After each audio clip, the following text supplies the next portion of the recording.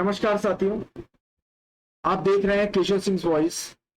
आप सभी जो भी इस वीडियो को देख रहे हैं वो पूरा देखें और इसे आलोचना की दृष्टि से नहीं। ऊपर आप देख रहे हैं कि लोकतंत्र की हत्या, आप इसको सकारात्मक दृष्टि से देखिए।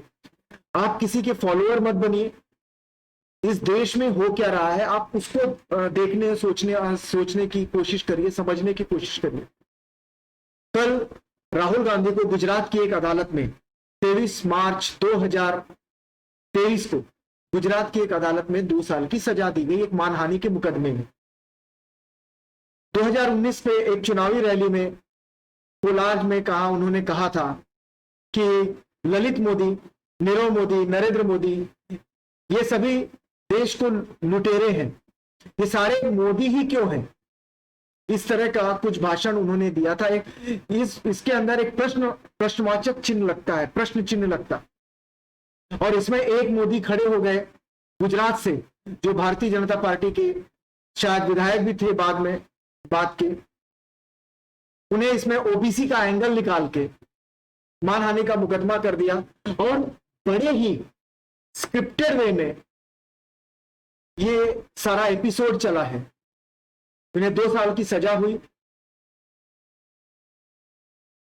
1 महीने की बेल मिली हुई है ताकि वो उच्च न्यायालय में, उच्चतम न्यायालय में वो वहां पर ले जा सके, अपनी बात को रख सके या इस सजा को खारिज करवा सके। ये उस निचली अदालत से ये दिया गया है।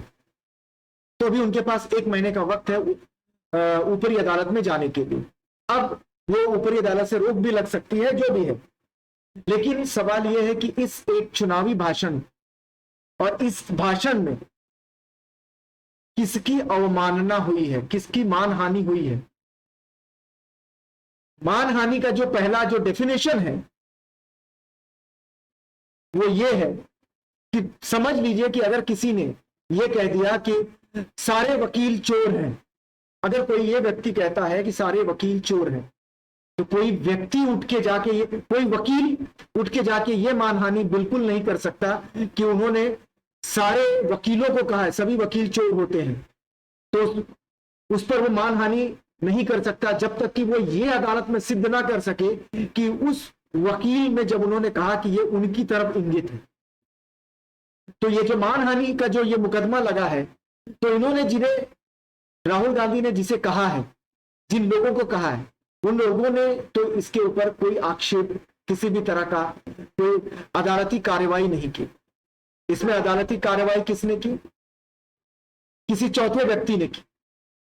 अब हम आते हैं, अगर अब हम इस देश में इस आदेश को एक पैमाना मान लें, तो आपको याद होगा कि ऐसे भारतीय जनता पार्टी के ऐसे अनेकों नेता हैं जिन्होंने कई मौकों पर प्रधानमंत्री को जोड़ते हुए कई मौकों पर ऐसी बातें कही हैं कि उन पर तो मानहानि, अब तक तो उन्हें जेल में होना चाहिए था। लेकिन भारत के लोकतंत्र की तब यही खूबसूरती थी कि चुनाव में के समय या कुछ कहा है तो उसे वहीं पर खत्म करके आगे बढ़िए। लेकिन प्रधानमंत्री जो हमारे नरेंद्र मोदी जी हैं, नरेंद्र जी कहने में तो शर्म आती है मुझे, जो नरेंद्र मोदी हैं, ये एक तरह से हिटलर शाही को उतर आए हैं 2024 के चुनाव में, जिनसे भी खतरा लगता है। तो एक बात तो साफ है कि राहुल गांधी, कांग्रेस पार्टी, भारतीय जनता पार्टी पर काफी आक्रामक तरीके से वार कर रही है। राहुल गांधी संसद में सवाल पूछ रहे हैं, अब इस सवाल से कैसे बचा जाए। अब इसे ये देखिए कि ये स्क्रिप्टेड कैसे है, किस तरह से हम इसे बोल सकते हैं कि ये जो आदेश आया और आदेश के बाद की जो कार्रवाई हुई वो स्क्रिप्टेड कैसे। इस पर बात करें इसके पहले कि हम ये भी देख लें कि इसके पहले जो थे अमित शाह, अनुराग ठाकुर, प्रवेश वर्मा, मोदी खुद, इन लोगों के जो कई मौकों पर जो बयान थे, जैसे देश के गद्दारों को गोली मारो डैश डैश डैश, बटन यहां दबाओ करंट वहां लगे, तो ये किसको कह के इंगित किया गया? 50 करोड़ की गर्लफ्रेंड, ये तो हर किसी की गर्लफ्रेंड, कोई भी अगर गर्लफ्रेंड अगर उठ के आए किसी की और वो इस पे मानहानि अगर ये कर दे कि भाई ये उन्हें ही इंगित करके कहा गया है, तो ये भी तो मानहानि अगर बनती है। संसद में शूर्पणखा कह के कहा गया रेणुका चौधरी को, अगर याद होगा आपको, तो ये सारी बातें भी उसी श्रेणी में आती हैं। तो अब और एक चीज है, कपड़ों से पहचानते हैं नरेंद्र मोदी। दूसरा, सारे आतंकवादी मुसलमान ही होते हैं, तो क्यों ना सारे मुसलमान एक होकर इनके ऊपर मानहानि का मुकदमा कर दें। तो मुकदमा करने की बहुत सारी वजहें हैं इन लोगों के ऊपर भी, लेकिन तब लोग ये सब चीजें नहीं देखते थे। लेकिन अब ये जो पैमाना बनाया जा रहा है, विपक्षी नेताओं पर कार्रवाई करो और उन्हें जेल में डाल दो, ये किस तरह से और कितना त्वरित कार्रवाई हुआ, इसका एक उदाहरण हम और देता हूं। 1986 में, 1986 में जब अयोध्या में राम मंदिर को खोला गया था, उस समय पूजा करने के लिए, तो जब अदालत का आदेश आया था कि उसे खोला जाए, तो अदालत के आदेश के 40 मिनट बाद ही दूरदर्शन पर अयोध्या से लाइव प्रसारण हुआ था, मंदिर को खोलकर उसका पूजन करने का दूरदर्शन पर लाइव हुआ था। और आप समझ सकते हैं कि 1986 में अयोध्या में या उसके आसपास दूरदर्शन केंद्र नहीं था, तो लाइव प्रसारण करने की अगर करना होता तो 24 घंटा या 48 घंटा का समय लगता, क्योंकि जो वैन है उसे लखनऊ से मोबिलाइज करना था अयोध्या, या गोरखपुर से अयोध्या लाना था 40 मिनट के अंदर। ये इसका मतलब क्या था कि वो भी आदेश जो था वो स्क्रिप्टेड था, पहले से ही था, और वहां पर चीजें मौजूद थी, इसकी वजह से वो हुई। अब आते हैं इस पे, ये स्क्रिप्टेड कैसे नहीं। कल अदालत का आदेश आया, हम एक इसमें और एक इसमें देखते हैं कि अडानी इतने पावरफुल हो गए हैं, अडानी से इतना डर लगने लगा है मोदी को कि वो विपक्ष को खत्म करना चाहते हैं अडानी के नाम पर। वो चाहते हैं कि लेकिन इसका एक फायदा मिलेगा, आप इस बात को याद रखें, इसका फायदा जरूर होगा आने वाले समय में। राहुल गांधी है, हार तो मानेंगे नहीं, संसद से सड़क तक, संसद तो बंद कर दिया लेकिन सड़क पर यह लड़ाई जारी रहेगी। अब आप ये देखिए कि लोकतंत्र में क्या क्या चीजें हैं। अब आप कितनी त्वरित कार्रवाई हुई है, अदालत का आदेश आने में भी समय लगता है। आज 11 बजे, 11:40 या 12 बजे के आसपास उन्हें निलंबन या उनकी सदस्यता निरस्त करने का ऑर्डर आ जाता है। सोचिए कितनी जल्दबाजी। इसका मतलब क्या था कि ये कार्रवाई पहले से चल रही थी, ये पहले से ही था कि उन्हें संसद से हटाना था, इसके ऊपर काम पहले से ही चल रहा था, तो ये स्क्रिप्टेड था। दूसरी चीज, सदस्यता तो खत्म हुई, उसके 2 घंटे के बाद उन्हें घर खाली करने का भी नोटिस मिल गया। तीसरी चीज, हम ये कहते हैं कि इमरजेंसी इंदिरा गांधी ने तो फिर भी इतना किया था कि इमरजेंसी में वो किसी नेता के दफ्तर में जाकर किसी को पकड़ नहीं रहे थे। आज तो हद हो गई। इमरजेंसी, अघोषित आपातकाल जो हम कह सकते हैं वो यही है।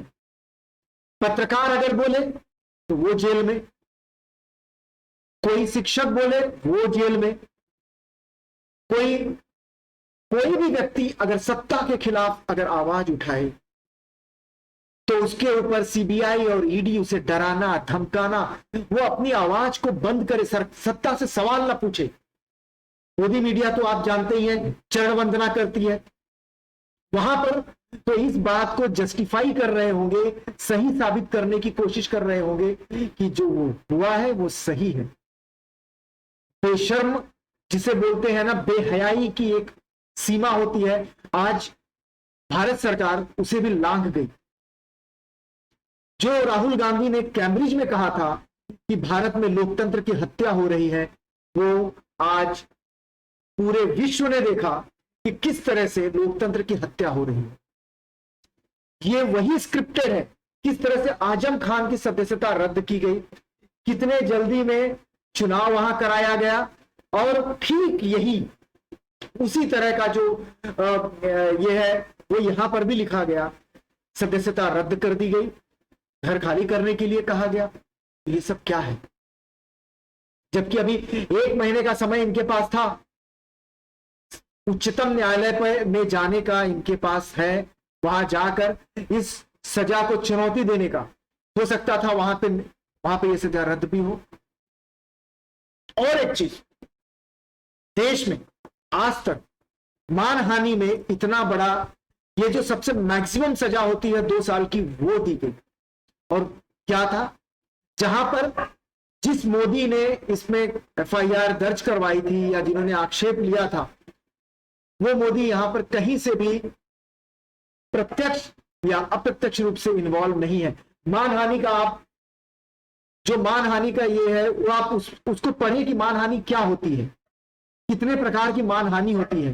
ये जो मानहानि है, डिफेमेशन है, ये क्रिमिनल डिफेमेशन का केस लगाया गया, तो इसकी बात ही अलग है। फिर भी जज, इसका मतलब हमने एक चीज साफ है कि अदालतों के बारे में तो कहना नहीं चाहिए, लेकिन कुछ सवाल जब कटघरे में खड़े हो जाए तो सवाल करना लाजमी हो जाता है। क्योंकि अगर संसद आवारा तभी हो जाती है, राम मनोहर लोहिया ने कहा था, जब लोग चुप हो जाते हैं, रास्ते सुनसान हो जाती हैं।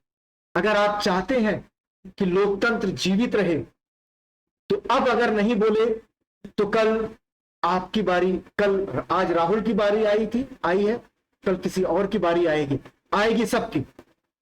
2024 के पहले ये हर उस नेता को अंदर जेल में डालने की प्रक्रिया करेंगे जो लोकतंत्र का हर वो पैमाना, हर वो स्तंभ को ध्वस्त करने की कोशिश होगी, ये सरकार करेगी। और पूरी कोशिश करेगी दमन करने की, कि कोई इनके खिलाफ ना बोले, कोई अडानी के खिलाफ ना बोले, अडानी के किए जालसाजी के खिलाफ ना बोले, इन डकैतों के खिलाफ ना बोले। आज तो अब ये साफ हो गया है कि ये सरकार और अडानी दोनों में कुछ ना कुछ तो है, जिसके वजह से ये सरकार डरी हुई है। विपक्ष जेपीसी की मांग कर रहा है, देखते हैं कि क्या जेपीसी आती है। लेकिन जो 2024 में क्या होगा मुझे पता नहीं, लेकिन अगर आज भी हिंदी भाषी क्षेत्र धर्म के इस मायाजाल से बाहर नहीं निकलेंगे तो आने वाले समय में बहुत गहरी विपत्ति में खड़े होंगे। ये समझ ले, संविधान सबसे पहले होता है इस देश में। भारत का संविधान सबसे ऊपर है, जहां संविधान की हत्या कर दी गई है। बाबा साहब आंबेडकर के उन सिद्धांतों की हत्या की गई है आज, जिन सिद्धांतों को रखकर लोकतंत्र की रचना रची गई थी, लोकतंत्र को रचा गया था, जिसके लिए शहीद आजम भगत सिंह ने आज अपनी शहीद हुए, वो उन सबको आज तार तार कर दिया इस सरकार ने। किस मुंह से ये जनता के सामने जाएंगे और वोट मांगेंगे? और वो ऐसे कैसे लोग हैं जो अभी भी इनके साथ खड़े होंगे? सिर्फ धर्म के नाम पर आप साथ खड़े होंगे? बड़े शर्म की बात है। धर्म इतना बड़ा नहीं होता, देश बड़ा होता। देश रहेगा तो ही हम रहेंगे, अगर देश ही नहीं रहेगा तो हम ही नहीं रहेंगे। और लोकतंत्र खत्म हो गया तो कुछ नहीं होगा। हम जर्मनी की राह पे जा रहे हैं, हिटलर की राह पे जा रहे हैं। इस बात को याद रखिए और इस बात को समझने की कोशिश करिए। राहुल गांधी तो अपनी लड़ाई लड़ेंगे ही। सभी से मेरा अनुरोध है कि सब ये जो अभी कृत्य किया है केंद्र सरकार ने, इसके खिलाफ खड़े हो, इसका पुरजोर निंदा करें। तभी देश में लोकतंत्र सुरक्षित होगा, आप और हम सुरक्षित होंगे, कानून सुरक्षित होगा। आज कानून किसी के हाथों की कठपुतली बनी हुई है। आज राहुल का बारी नंबर आया है, कल आपका भी नंबर आएगा। तब ये मत कहना कि हमारे लिए कोई खड़ा नहीं हुआ। वक्त है, एकजुट हो जाइए, क्योंकि लोकतंत्र को बचाना सबसे पहला जिम्मेदारी होता है जनता का। एक होना बहुत जरूरी है, एकता में ही ताकत होती है। और ऐसे बेलगाम जो सत्ताशील लोग हैं, अगर उन्हें हटाना हो अगर उनके खिलाफ लड़ना हो तो एकता बहुत जरूरी है।